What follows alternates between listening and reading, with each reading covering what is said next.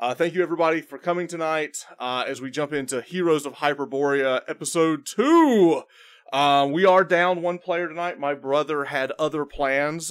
He went to a concert with his wife. Fine, we'll allow it. But that doesn't mean that your character can't have a horrible time. You may have escaped it, but your character hasn't. No. So he's off tonight. He'll be back next week. And then, like I said, if you want to join our community, Hyperborea games, join our Discord, and we'll kick those up, probably the next week or so. All right. So the first thing we're going to do is just go ahead and do a quick introduction. Below me, my voice actor friend is... Hi, Bob Carter, owner, proprietor of the neighborhood studio where we help aspiring creatives become working creatives. And most importantly, tonight, Androkles Thalassa. That's right. Atlantia. Atlantis. All right. And what exactly, tell us about Androkles. He's an Atlantean, but what class is he? I'm in a class all by myself. I am a noble. I'm a scribe, a bard. A bard. I am the chronicler of these last days of the Atlantean Empire. And as the Atlantean Empire has fallen into chaos and anarchy, the world has fallen with it. Unfortunately, it is my duty to chronicle this, the savage wildlands, barbarians at the gates that overrun all that is beautiful and noble and civil in this world. Love it. All right. So, for our other player tonight, who is just me, I've even Bob's like, oh, I went and directed a movie. I did classes. I was in 8 video games. What did you do, Danny? I fought off a kidney stone. You know, congratulations. That's big. So Danny, hey, fighting off a kidney stone is a major achievement, right? Yeah, like you get an achievement for that. So man. Danny, what goes to the max? Tell us about your character. Who are you playing tonight? I am playing Brogan Macross, which is a little inside joke between me and Trevor Macross. I don't know if you even got that, Trevor. I did. But, if you guys have not seen Robotech, the Macross saga, we are big Robotech fans. He is Paladin, as my friends used to say growing up. I don't know. There's a reason why I went into English. And he is a Celt. A Celt paladin. And who does he serve? Who does he worship? He worships Apollo. Apollo. There's the Matthew McConaughey. There you go. That's it. So, so we have our paladin and our bard is going to be with us tonight. Our barbarian will be here, sort of. We'll see how we get started. All right. So with that, let's go ahead and kick off as we return to the world of Hyperborea. And as we return to Hyperborea, we return to this world that's like floating around the planet of Saturn, and we kind of zoom back into this island where these 2 slaves have escaped their masters, and they are now hunkered down inside what they thought was a temple. But they found out that it wasn't actually a temple. What it actually was like a way station, and there was a giant statue of some strange god known as Sathakwa. And with that, we will return to the scene where they are here. This is the way station they found just outside, inside this jungle island, hiding away from the beach where these giant crabs seem to roam. They are also surrounded by these 8 men that seem to not want to venture too close into this glade where this way station is. They seem to be afraid of whatever is in this area. So it is over the last several days that they have taken camp inside this way station. Before they did that, they had to clean out some evil slime monster that had taken up residence there. And as they did, they figured out the ways to open and close the door by lighting the braziers around the room. They could unlock the front door, and as that the giant door lifts up, and as they close it, there's a switch that allows them to close it back down. So now they have a defensible position. They have somewhere that they can stay. They can kind of hide. And over the last several days, they've been camped out in this way station in the jungle. They have been able to stay there, hidden from their masters, the Vikings, that are still searching for the lost slaves apparently. The 8 men who will not venture here, and from there they've stayed. They've drank all of their wine. They've eaten all of their food, and their barbarian friend Dracon has gone out and hunted small game and has brought them back throughout the days. So it has been several days since their last encounter inside the waystation, and over that time they've had time to heal from their adventures, and also to train and to get their weapons and their gear together, and really kind of collect themselves, because it's the first time in months that they've actually eaten hearty meals that have been cooked over an open flame that's been provided by their barbarian friend Dracon. And that is where we're going to pick up. So it's been several days as they have been inside this way station, just kind of waiting out to see if there's an opportunity to leave this area. Dracon has really been in charge of going out and finding the topography of the land to see if they are on an island or not, or to see if there's a way off this place. And as he's been venturing out a little bit, we have seen that the other two people here, Brogan has been praying to Apollo, seeking guidance. He's also been working and practicing with his weapons and getting better with his morning star that he just had found. And we also zoom in and we take a look at Androkles. Now, Androkles, over the last several days, what you have found is the poor person that y'all found, the body that was found here. You collected all the gear, and out of his bag, he did have a half-written in journal and ink and quill. You've been able to use that to actually start chronicling your journeys as well, but also you got a little bit of information about, you don't have a name for this adventurer or whoever this was, but you do know that he was traveling here, and he did come here by boat. And it seems that he was traveling here, a treasure hunter of sorts, and had been going around, and he mistakenly thought this was a temple as well that had been kind of forgotten about, and he was hoping here to come here and relieve it of any gold and silver. So he was just kind of a treasure hunter who had heard of this place. Also, you did find these 3 scrolls that were in this little egg-shaped like casts or something, and you've been working on trying to decipher the strange text of that. And with that, Androkles, is there anything else you'd like to do during this time? Yes, this is a way station, which I'll refer to it as the hand of Sithagwa, since we've got that giant hand outside the door. So that way, Brogan, we can always refer to the hand, right? But this is supposed to be a way station, and Sithagwa was a deity of Saturn. We're on a moon of Saturn, supposedly. Is this some kind of a way station to possibly another moon? Is that possible? Maybe some Atlanteans might have left this forsaken place. So I'm going to try to investigate within the temple, see if there's any kind of writing or anything on the ceiling, if there's anything related to the stars, or it is completely enclosed. Outside of the braziers and the giant statue of Sithagwa, which was destroyed a few days ago by your crazy Chimerian friend. Other than that, you've been really drawn into these 3 scrolls that you found, and you also know that these 3 scrolls, they speak of someone named Eben, but now you believe it's Ivan. And as you've been looking over these 3, you realize that they seem to be excerpts of different tomes. They don't seem to all be related to each other. And you've kind of gone through and deciphered one of them. And one of them you have found, it seemed to be some type of incantation, finding a way to create whatever was in your mind and bring it into reality. An illusion of some type of magic. And you've been spent a lot of time over the last few days figuring that out. And now, using that, you can kind of start to figure out the other 2. But it's strange that the coding that whoever wrote these, it's very strange because you can tell the handwriting is the same, but the coding and how he wrote it, if you can read one, doesn't mean you can read the other 2. Understood.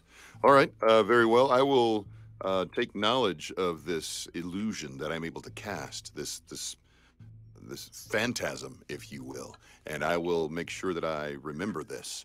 If I need to keep the scroll, just to keep it handy, so that way I can always draw upon it and help it, use it to help me focus my energy, so that I can cast that. And at the same time, I'll keep the other 2 scrolls, and I'll keep working on those as well, so that maybe I can decipher them over the coming days and weeks. And then I'm also, like I said, it's a way station. So is there anything in the floor, or maybe it's through the brazier in the center of the room? You think it's like some people just traveled here, like it was a way for people to like maybe gather information or move it. You don't really know. It's like people traveled here as like a resting point and moved on to other things. Like that's all you really know. Based on other way stations, there was usually some kind of a map or a legend or some place that, like they were traveling to. So is there another point that it would maybe on the outside where, like there's a road? Looking on the outside, the jungle is so overgrown, and you've been had a hard time traveling outside, because while the 8 men are not coming here, they still seem to be surrounding and kind of keeping an eye. So it's been very difficult. Dracon has gone out, and because he's, can quite quietly. Yeah. He's been stealthing about trying to figure out, these questions. But if there was ever a road that came between the two, it looks like there might have been a path that led back out to the jungle. So maybe people who sailed here might have like gone through the jungle and walked up to this. But it has been long since overgrown. So if it was ever in use, it's been years. Certainly. Well, maybe. I'd say what I will do is I will let you get some rolls in for the other 2 scrolls to see if you can decipher them.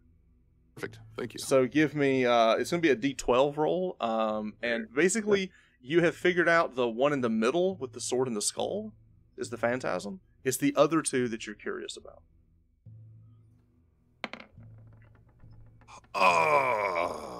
Well, you've spent time and you get a bonus. It's the first one that you're looking at, the one with the circular, the 2 circles off to the side. And there is a phrase here that you've been mumbling, and you're not quite sure what it means.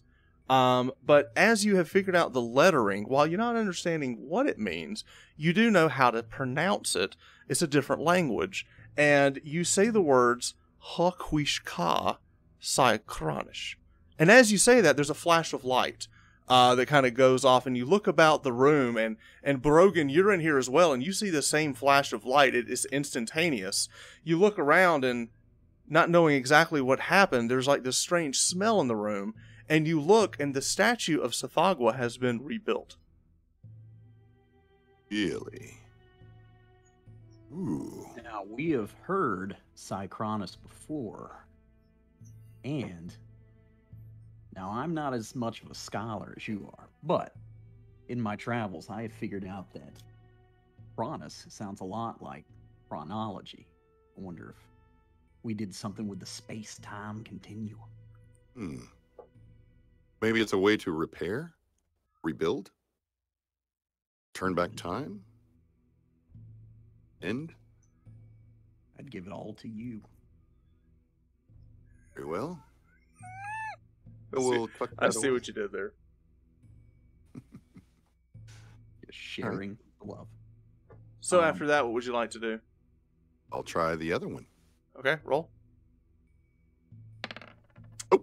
That one still seems to escape you. All right. Oh, there it goes. Ooh. A mighty 1. Peaks and valleys. Peaks and valleys. Absolutely. Where did we see Sychronish before? I know we've seen it. It was written on one of the just outside the temple. There was 4 like a small obelisk, and one of them was still you could read.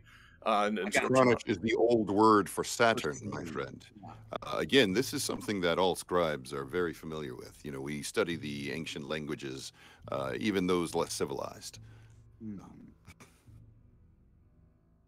We should cross Sycronus.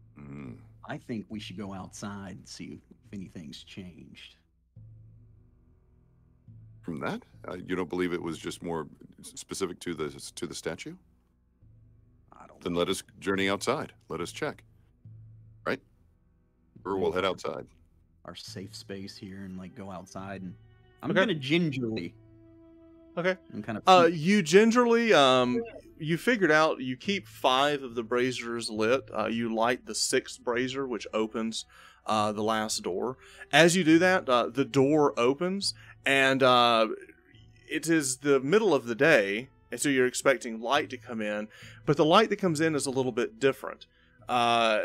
it gives off a purplish a blue, and as you open up and you look, what you see outside is a very different landscape.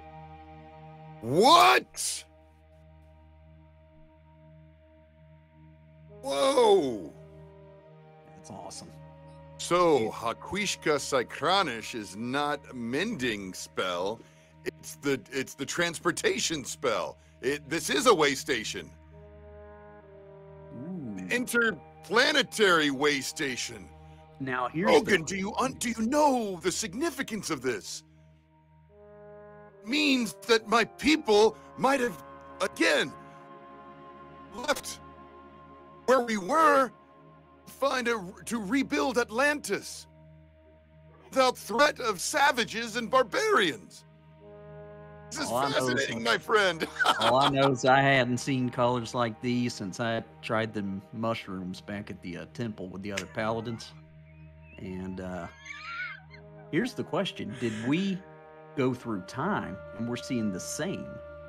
Or did we go to a different destination altogether? Maybe that's what the statue isn't broken. It's a different statue. It looks similar. I think we need to ascertain the situation. Where's Dracor? He was out no hunting. Well, Dracon was scouting. Dracon, that's right. Trevor, can we climb the top of the way station and get a better vantage? You See can. if there's anything that resembles the old topography. Okay. You get Androkles, as you walk out, there seems to be a very, you didn't recognize it until you walked through it, but there seemed to be a very thin, almost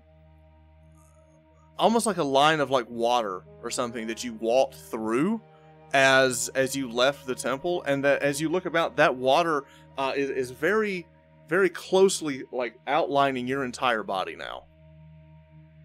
It's almost like glowing? almost like a bubble. You're not glowing. You can just tell there's almost like a small, like a very thin membrane that is now surrounding your body. My friend, Making are we this- underwater? No, we're not underwater. I would be fine if that were the case. It does feel like the air might be different. Can I taste it? Can I smell? Does the air smell different? Does it taste different? Everything here smells off and different. It's very unique. It's hard to explain. It's not things. It's a new smell you haven't smelled before. It would be closer to like almost like a sulfur or a brimstone, but it's not as foul as that. As you look about the topography of the land, everything here looks very foreign. You see what looks to be plants or possibly rocks. You can't tell if they're rocks or they're plants. They look hard. And then out in the water in the distance, you see liquid. And as you look across, that liquid is not a blue or a green. It's almost like a black silver, like metallic, almost like it's like rivers of liquid metal. Ooh. Brogan, let us go and gather these. Go and gather this liquid. Let me go put on my big boy britches, aka my armor. And Neither one of you are wearing your armor at this point. Certainly, we'll go in and we'll go where saunter our out there and see. As what Androkles, happens. as you walk back inside the way station, whatever that membrane is leaves you and is now it comes off of you as you go back into the way station. Okay. Fascinating. So you spend a few Absolutely moments of putting on your armor and collecting your gear. Yes. And I'm excited. I am absolutely thrilled. Brogan, do you realize? By the way, I'm going to use folklore. Do I know of anybody else that has journeyed to these other planets and things of this nature? I mean, You do know a story of an Atlantean explorer named Archimedes who wrote about traveling to different realms. Okay. And what realms did he travel to? Like, does this realm possibly have a name? As you look about, being that you see the rings above you, you believe that you're standing on Saturn.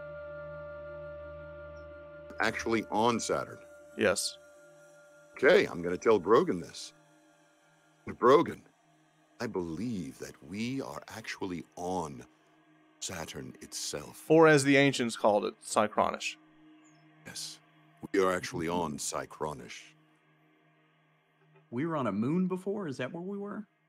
Well, Hyperborea is a land, a moon, maybe. It's more like it just encircled, like right. Yeah, I guess a moon would be the right way to call it. Yeah. So we've always looked at Saturn in the sky closely. Right. Now it seems like we're on it. Right. Now you're looking up at, you see in the distance, you see the moons. You see a larger one, which would be Serene, and in the distance you see Phobos. The same moons that you see on your land, but here they look differently. Phobos is still much smaller than Serene. I don't think this is... But you still see the same sun. Yeah, Apollo has taken us here for a reason. I say we find out what it is. There are no coincidences under Apollo's sun. Very well. Everything is fated. Let us rise with the sunshine, O paladin of Apollo, and pay homage to the rays of the rising sun. I love it. Love it, friend. I love this so much. All right, so now that you've gathered a little bit of gear, a little bit of the meat that you've got left, not much, and just a little bit of the water, and the wine is gone, but you've got a little bit of the water.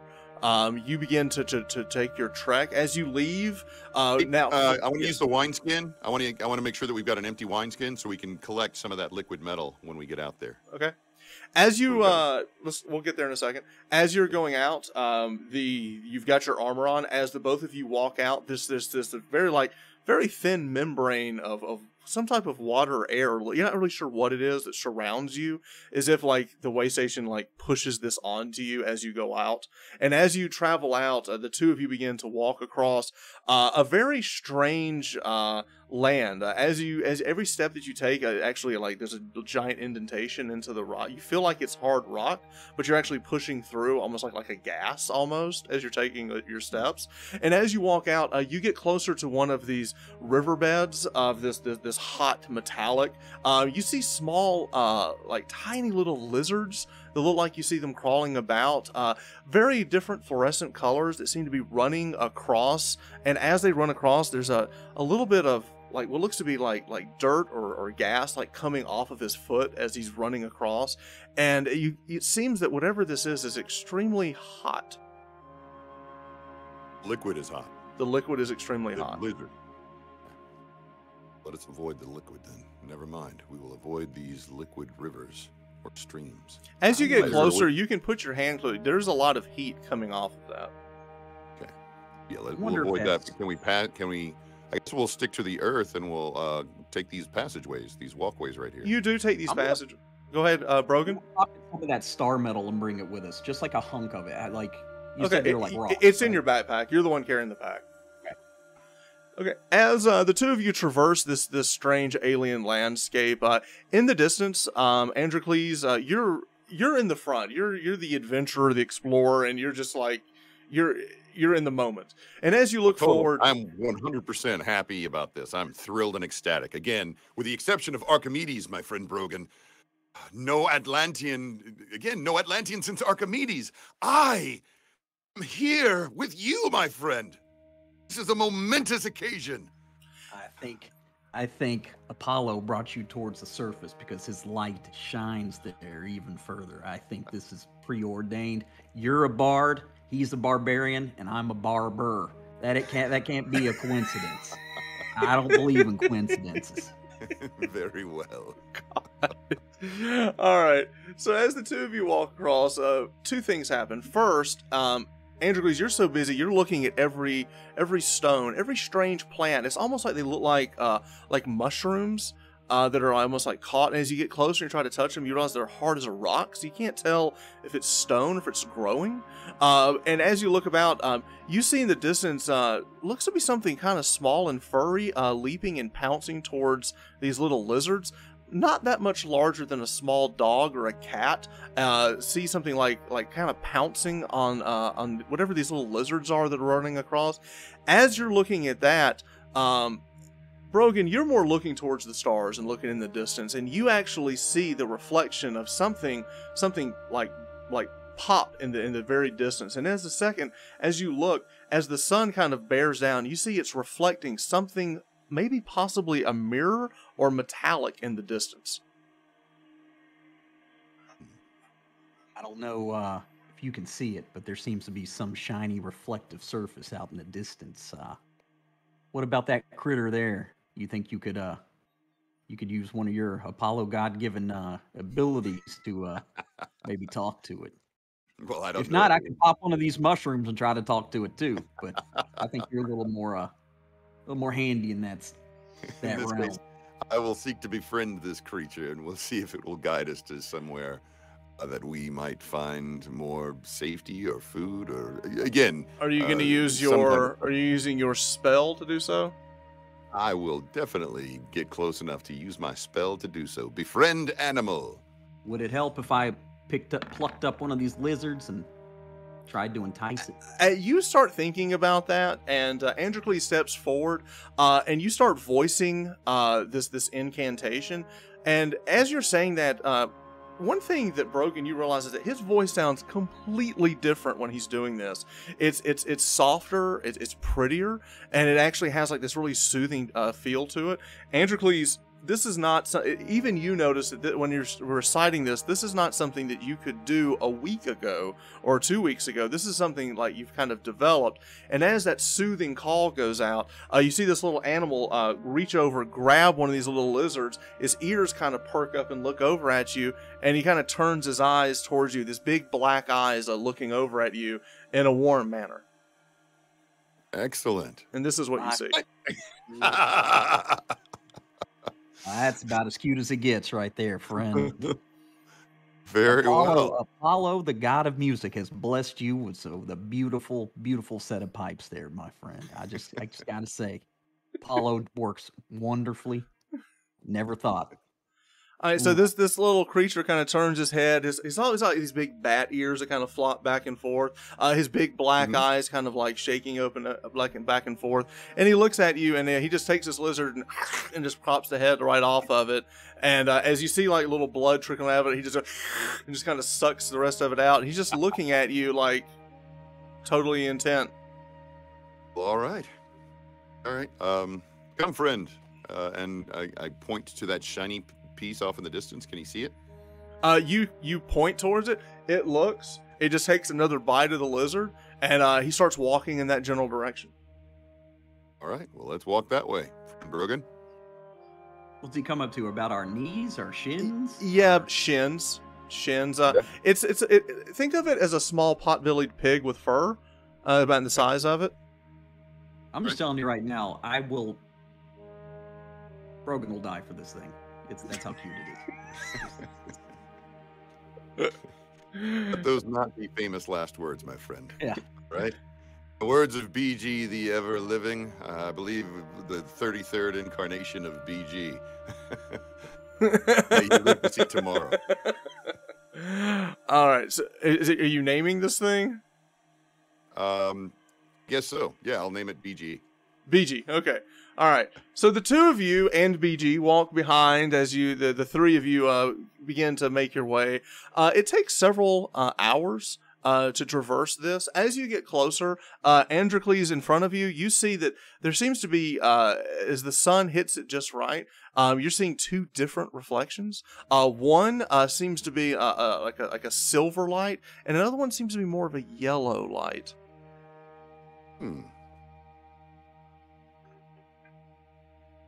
Right. And how far away is it? Are we getting closer? You are getting a bit closer. You're probably another, half hour or so away. You think you can make it just based on how long you've walked. You haven't seen any other life around.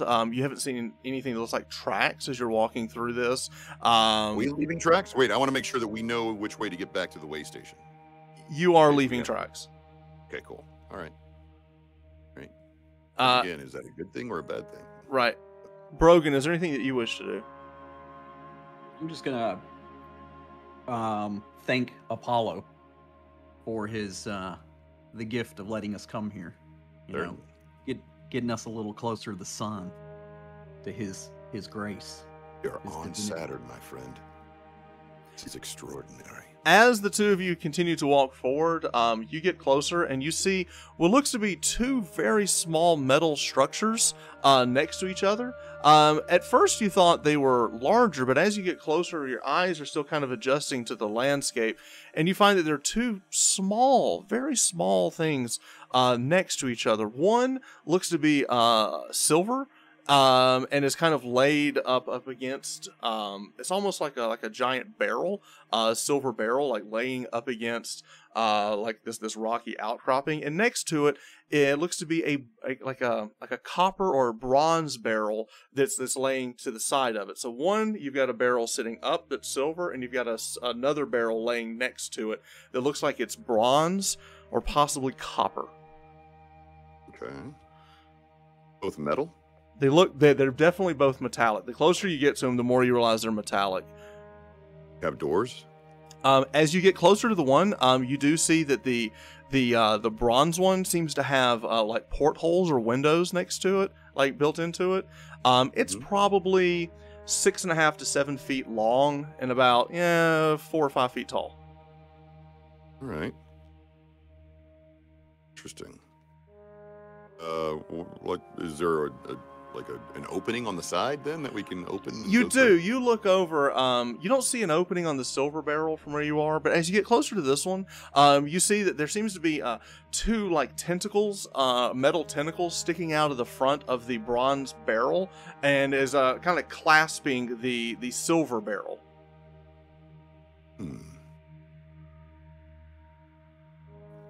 It's tethered to it, or it's locked to it? It's like it was trying to hold it, or you see like these giant like claw clampers on the end of it. And as you get closer and you look at it, you realize that you recognize the make and the craftsmanship of the bronze barrel. It's Atlantean in design. Really? Friend Brogan, I was right. As I suspected, this is Atlantean in design. My friend. Let's see if we can find our way inside. You look inside. There's just a vehicle. It looks to be like a vehicle that is standing. As you get closer to it, under the soot of the ground, you can see legs laying about. And I will get you a. Is this power up from Fallout? No, it isn't. This is what it looks like. But we're gonna turn it into. Can you see that? Yes. Yeah, that's awesome. So is there a way to... you see these portholes on the side. You look inside. You see what looks to be a body, skeletal body, laying in what looks to be in like a pilot seat. The glass is broken, but you see that there is a body inside. Can we open up the door? You do. There's a hatch on the back that you're able to open.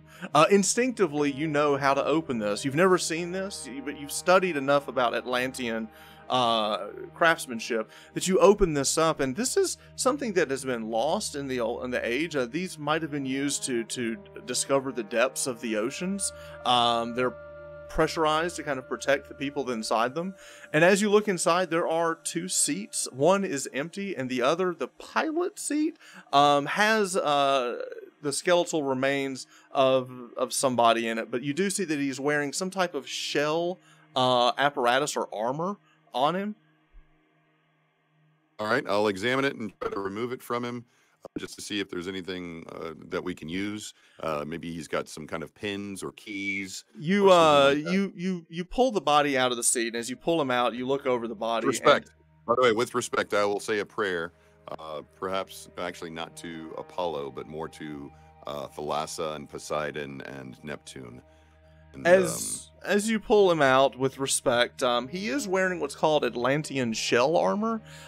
It's as hard as chainmail, but it flows and feels like it's as light as studded leather. Ooh, in that case, we'll trade that out if that's all right. Now, it is an AC of 5, but it does give you damage reduction 1, but it counts as light armor. So you can walk around. Your armor will be worse with this, but you are quiet with it. It's also lighter. And it's also Atlantean, which is my thing. So right. That's the biggest thing. So if you're okay with that, Brogan, I will go ahead and don the armor of my ancestors. Kind of eyeing the old armor he had on. Yes, please, by all means. So you two of you take a moment to trade.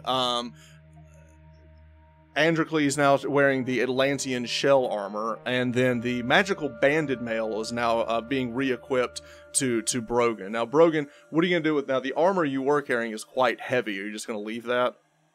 I'll leave it for right now. If I can carry it, I will, but I don't know if I... It's very... You're talking about 2 sets of armor, so you can put the other armor in the back of the machine. Yeah.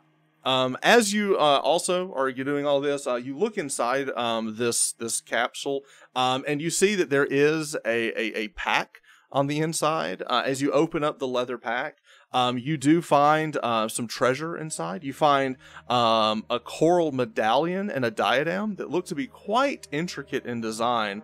You also find 2 vials of liquid.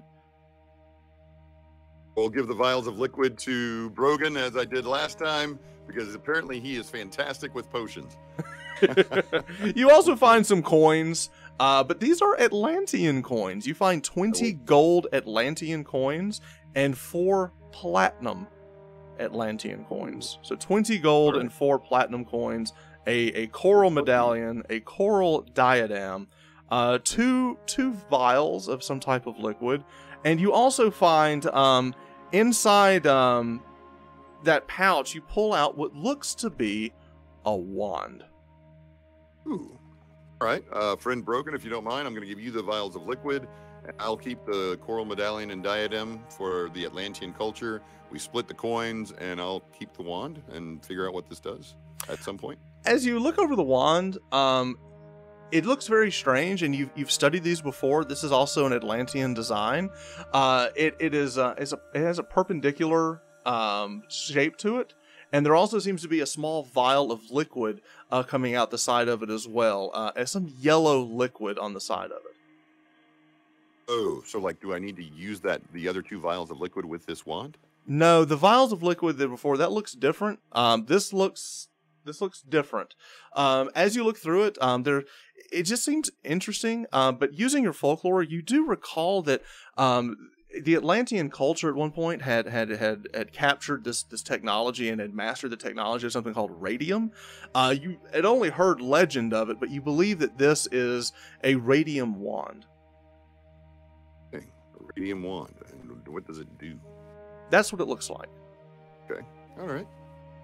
So it looks like that. So radium sounds dangerous. So if I pointed at somebody and shoot them, point it at them and then squeeze the trigger, that would be something good or bad? Does it have like a trigger? Ooh. That's what it looks like. That appears that it's a weapon. It looks kind of like a crossbow trigger, so I would assume Certainly it is offensive in nature. Certainly. That could be wrong. Well, in that case, I will hold on to it, and I'll wait until we are threatened. Then we'll try it and see what happens. Now, as you put that on the side, attached to it is a belt that you can hold it off to your side. Right. So you strap the belt, and it's a holster for your wand. Oh, nice. As you do that, you're also looking through. There seems to be a small pouch on the inside that you pull out a piece of paper, and in there, written in Atlantean, is some type of incantation. I will say the incantation. Are you gonna say it, or are you gonna read it? No. I'm gonna read it. Tell you what. Let me read it. All right. Roll a d12.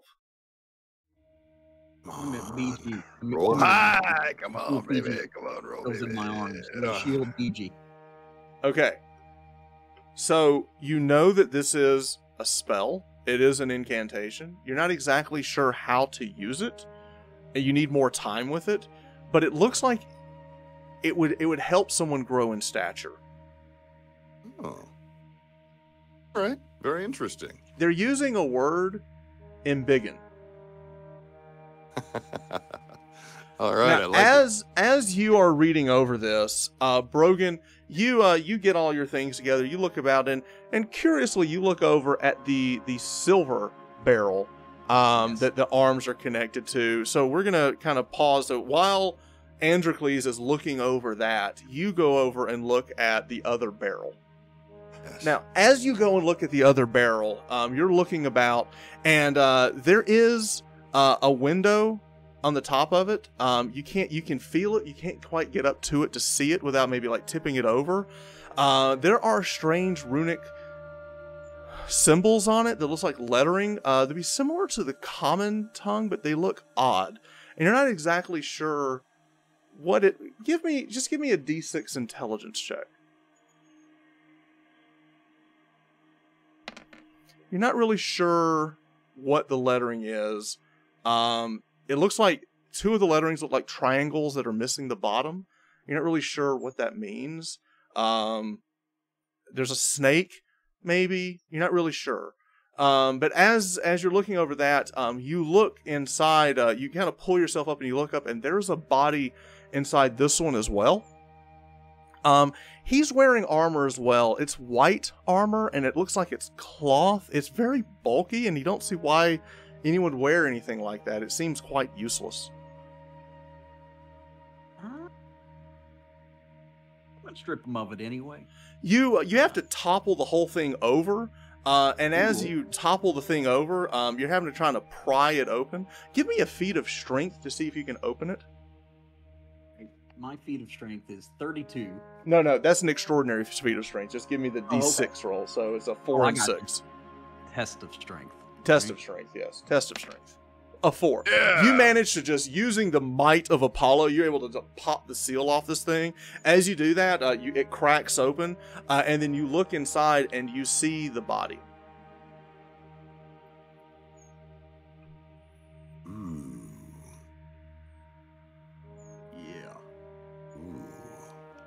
Now, I have no clue what's going on, but that's cool. That's very cool. Because this is the more sci-fi element of Hyperborea. Damn dirty apes. Exactly. Just hands off me, you damn dirty apes. Androkles, we got some sort of... wonder if this is some Atlantean apparatus here. Some sort of bubble helmet with... Right. It's cracked open. And the Atlantean or humanoid? It's humanoid, but the suit is ripped and the glass is cracked and shattered on one side. Was he fighting? What caused this? It looks like you're not really sure. There was obviously damage to his barrel. And now, Androkles, as you walk over, you see this thing rolled over, and you see the same runic lettering that Brogan saw, and you're not sure what Naza stands for or means. Okay. Naza. All right. Do I see any other language or anything else that I can try to... Nothing that comes to mind, no. All right. Very well. We'll investigate like we did the other one. You open it up, and it looks like whatever was inside this has been burned. The inside is black, and everything inside is just charcoal. It's just like charred. Right. So it's burned. Right. I tell Brogan this, and if we can't use anything in here, then we will... I guess we'll just, I'd say a prayer to Apollo for him. Wish his spirit well. I'm going to take a patch off of it, the one that says Naza. Okay. And, all right, so you take your Deacon Morningstar and just kind of use like the things to kind of rip it off and just kind of pull it off. So you pull it off, and as you pull it out, you kind of stick it in your pouch. As you do that, you look up, and the giant red sun is starting to wane, and in the distance you look over and you can see that darkness is falling over the land. And as you see that, you look out in the distance and you see there seems to be activity in the darkness of the night sky. You see something fluttering about in the darkness. Sky? This I see something up in the sky, but you know what? This patch is a sign from Apollo. It means night. Apollo sees all. Is there a way to activate that Atlantean apparatus, maybe, so that we can travel in the safety of that? You could actually give me an intelligence check. Okay. 6, right? Yep. You do. You manage to, so you hit a couple of buttons. The entire thing powers up. It stands up, and you quickly figure out, almost second nature, the controls of how to move the legs, and you start walking around in it. Perfect. And Brogan, I believe this will allow us to traverse those streams of liquid metal. Now, with the cracks, obviously we can't go too far into the liquid, but it will allow us to at least journey across the distance without tiring ourselves out. Maybe we could patch it up with the other one, maybe. I don't know if they're compatible.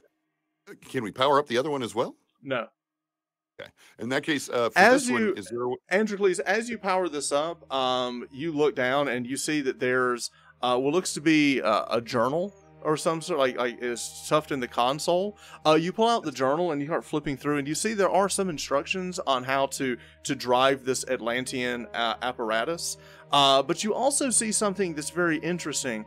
You see what looks to be instructions for the waystation, and you see this same phrase, Hokwishka, and after that you see another word, Borea, which seems to be a derivative of Hyperborea.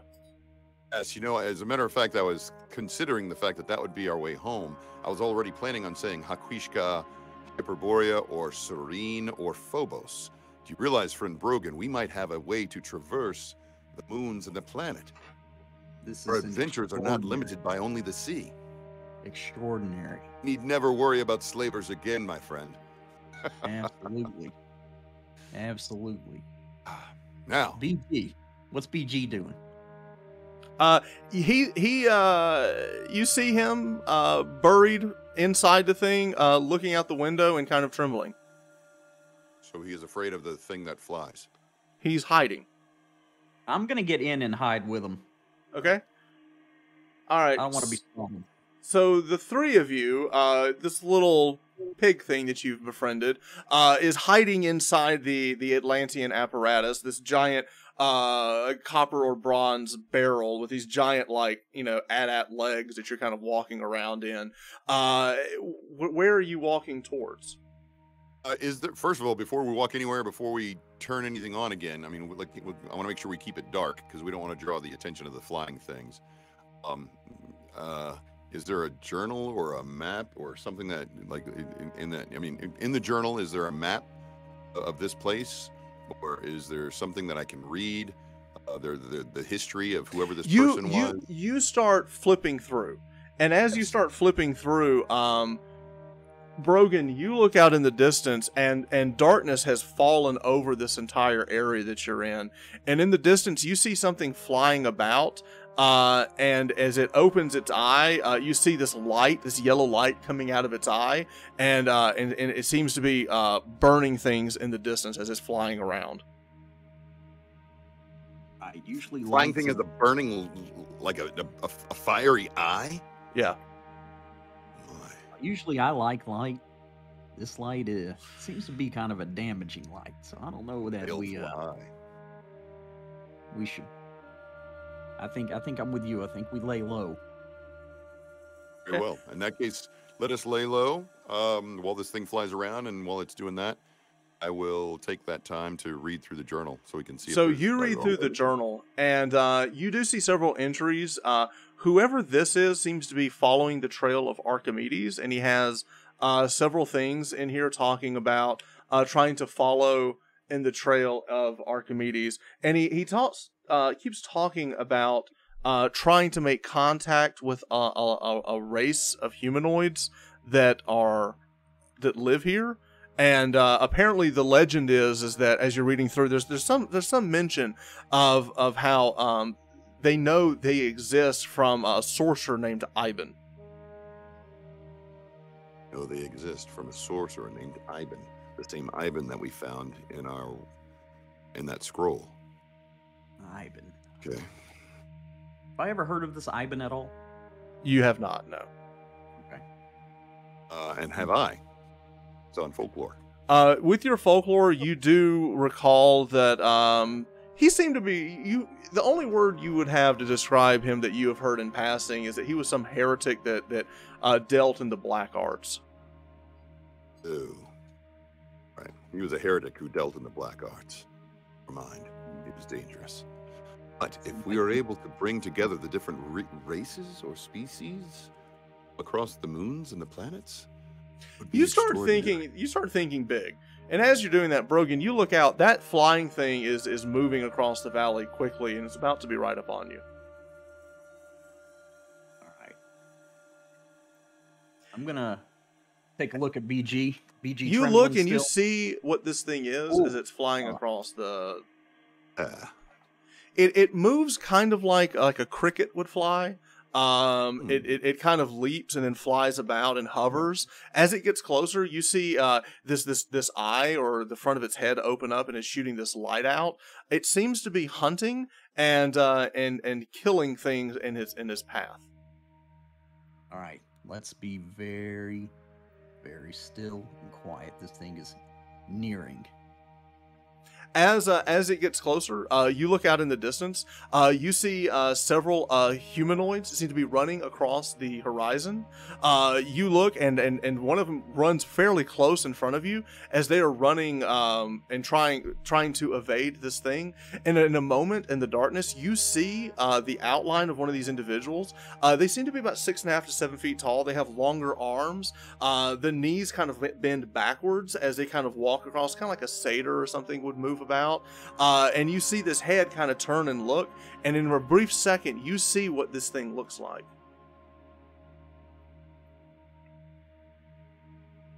Whoa, we got some Mass Effect stuff going on here, Androkles. What do you think? Should we get out and help them? Because I think I want to get out and help them.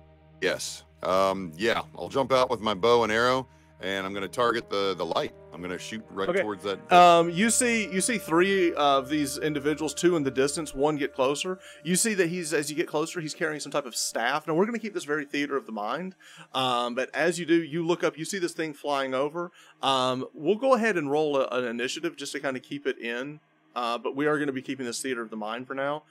So I'm going to roll a d6 for me, and then Androkles, you go ahead and roll a d6 for the good guys.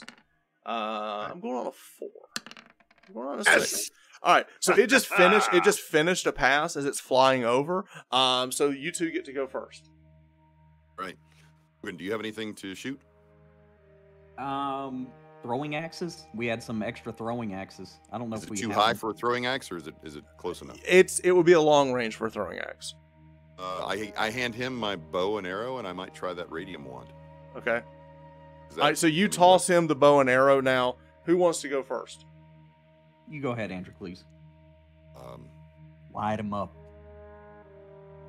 You go ahead and shoot him, because I still need to figure out how to make this thing. All right, so take a shot. So roll a d20. This is going to be a dex shot for you, and see if you can fire the arrow in.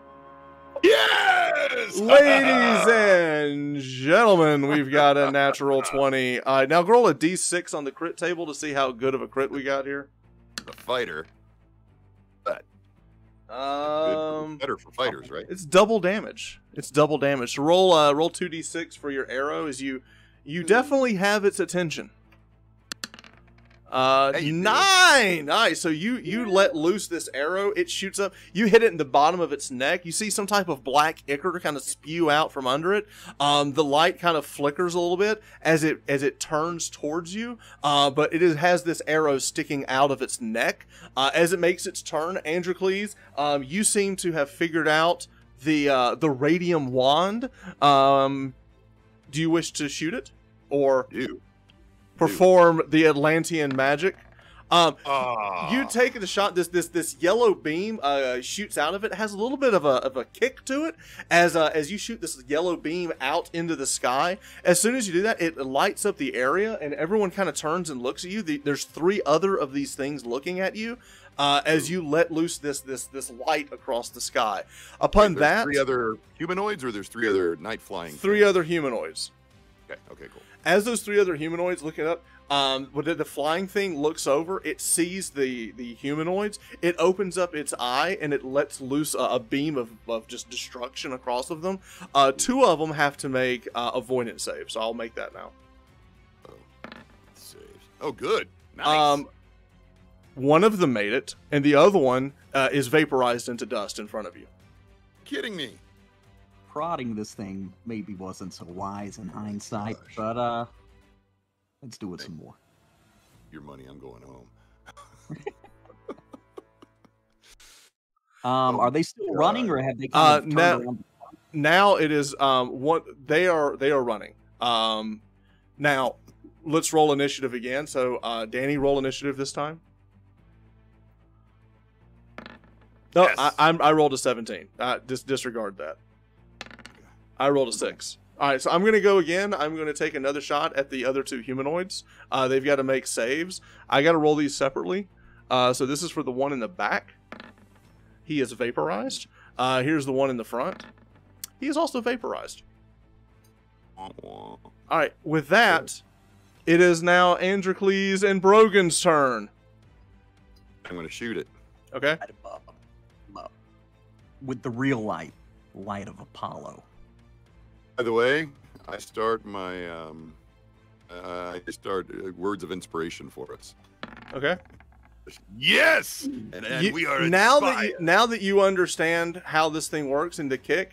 As it turns and it makes the round, you take another shot at it. It connects right under the bottom part of the carapace. Roll 5d6 damage. Ooh. I like the sound of that. A 1, a 6, a 3, a 1, and a 6 is 17 points of damage. As you take the shot, you hit very close to where the arrow is. It pierces the carapace of the beast, and it shoots up into the sky. It drops to the ground, and it is dead. Yes! High five to you, my friend. Is it the same sort of shell that Androkles is now wearing? No, it looks different than that. Okay. Brogan, you look up in the distance. You see another arrow of Apollo shoot across the sky, a meteorite that's shooting across the sky. As it does, it slightly illuminates the distance, and you see a few more of these flying things coming in the distance. But also in the mountaintop, you see something. Make a save. Oh, Lord. Wait, make a save? Like, we just saw something and we make a save? No, he saw something. You didn't. Make a save. I think it's a plus. Oh, it's not enough. I'm guessing it's a +2. You are filled with fear as you see the light open up. You see these giant wings on the mountaintop, and you see these little things seem to be popping out of him. Whatever it is that just flew across the sky came from this thing, and it seems to be launching more of them. You are filled with fear, and you have this overwhelming sense to run. Oh, I'm gone. Yeah. Hey, jump in the apparatus. Let's leave. Let's go. Head back. This isn't magical fear, is it? It is. No, it's not. It's not magical fear. Okay. Self-preservation fear. I understand that. Let us depart. Yeah. So, can I grab that monster in the claws and we make our way back? It's in the distance. Okay, all right. No problem. So with that, no, I mean the dead bug. Can I grab it with our claws and then we? Okay. No. So the two of you run. It's just too far. And I'm trying to keep this in mind. So the two of you run, you get back into the Atlantean apparatus, and Androkles, you start moving. It actually can get pretty fast and is moving like sprinting across the way. But which way are you going? Are you going towards the danger? No. I'm going. What's the terrain look like again? Trying to put a mountain in between us and the danger. That way, we don't see it. There is a way to kind of cut back. You could make it back to the way station. Or do you want to try to lose it in the mountains?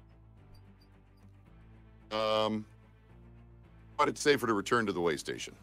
Okay. Go back to the... So the two of you are riding in the back of this thing. You still have little BG is still hiding under. He's like pinned under one of the seats.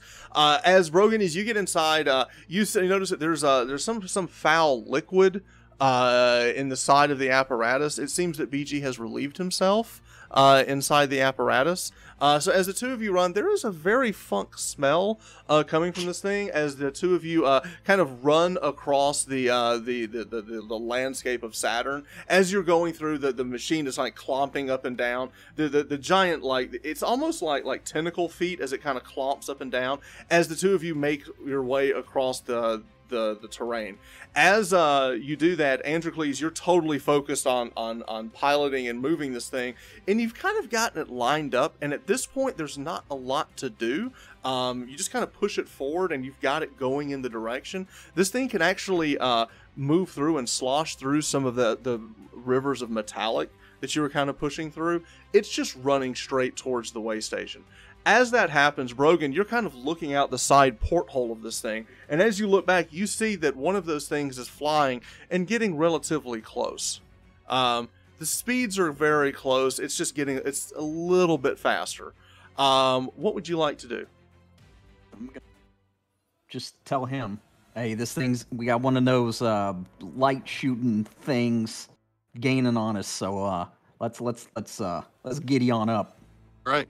I'm gonna try to see how fast it'll go, and I'll open it now up you could open up the back hatch, Brogan, if you wanted to, and take a shot. I'm horrified, and no, probably not. No, you're like, you think about that for a second, decide not. As the two of you run, this thing will make a shot at the apparatus. I'm rolling dice. Pause for a second while I look up the stats on this apparatus. I think that's a miss. It misses just off to the side. It careens off the side of it. The entire vessel shakes as this thing buzzes. It flies over you. As you're clomping up, you feel that he might get one or two passes in before you can safely make it back to the way station. With that, is there anything the two of you would like to do? Yes. Brogan, you hold this steady. I'm going to take a shot. Using cover, I'm going to take a shot. You basically, as it's flying out, you can stick your hand out the window and kind of take a pot shot at it as it's flying off. Aim. Take a shot. You let loose the light show as it careens off. It hits a rocky outcropping at the end. You see a rock starting to tumble off of the side, creating a small avalanche of rocks in the distance. It's not going to hamper you at all. It's just letting you know this thing is extremely powerful. Okay. Brogan, give me a intelligence check. What is that? A D6? Yes. You're able to keep this thing straight and not veer off the course. You're using every amount of intellect you possibly have to keep this thing straight. It doesn't seem difficult. Huh? I do know, like, mounted horsemanship. Horsemanship, yeah, that's it. Yeah, you're just like giddy up. So as you're telling this machine to giddy up, as you're kind of clomping across the way, it's going to come by for another pass. Right. It hits the side of the machine.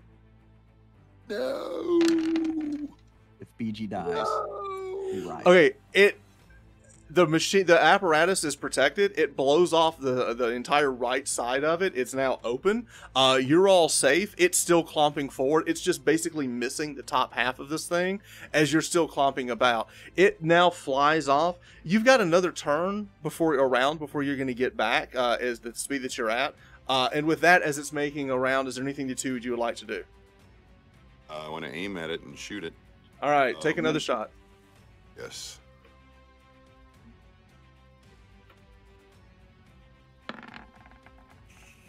Again, right. You miss off into the distance. This thing is clomping up and down so much that you're having a hard time shooting it. I need another D6 roll from our pilot.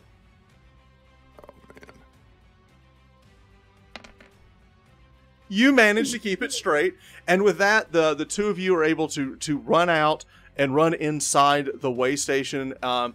As you do, you grab all the things that you can out of that machine and run inside. So I'm assuming anything of value you're grabbing, the journal, the book, and everything like that, as y'all are running inside, as this thing makes another pass and takes another shot at the machine. Can I try something? Yes. I'm going to cast Embiggen on BG, and like I'm going to toss him out of the machine and cast that Atlantean Embiggen scroll on him. Roll a d12.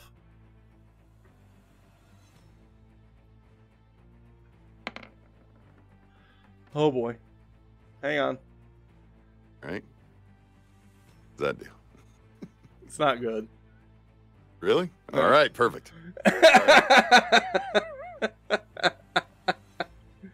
Oh, it's not good at all. His head gets big and the rest of his body doesn't? What do you mean?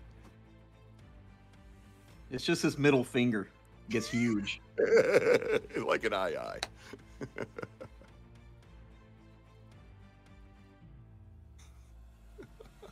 Roll a d12. Of course. Okay. It simply just evaporates in your hand. It doesn't misfire. You just didn't pronounce the words correctly, and it fails.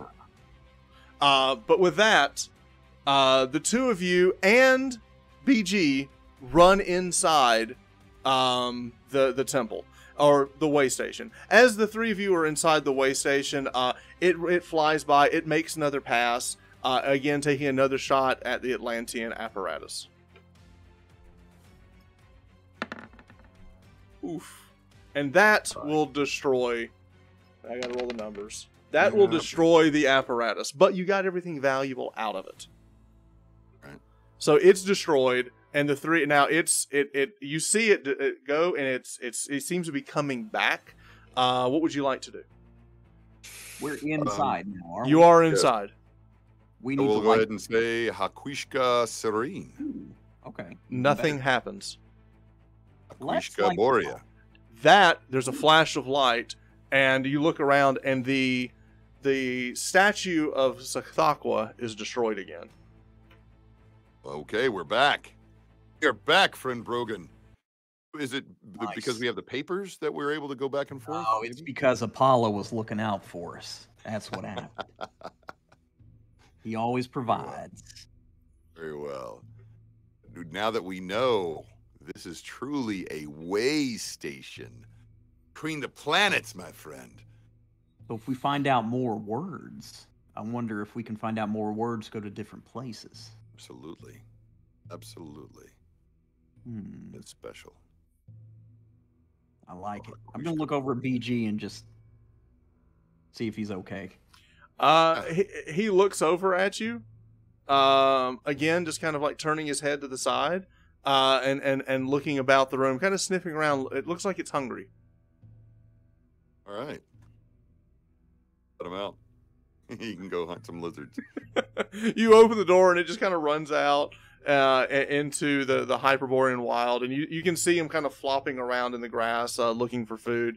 As Androkles, as you stare out and you look at him doing that, you look in the distance, you see a familiar face as you see Dracon is coming back. This time, it looks like he's holding what looks to be a fairly large animal over his shoulders as he's walking over, and he kind of looks and he kind of holds his hand up as unaware of that anything has happened in the last several hours as you guys have been gone.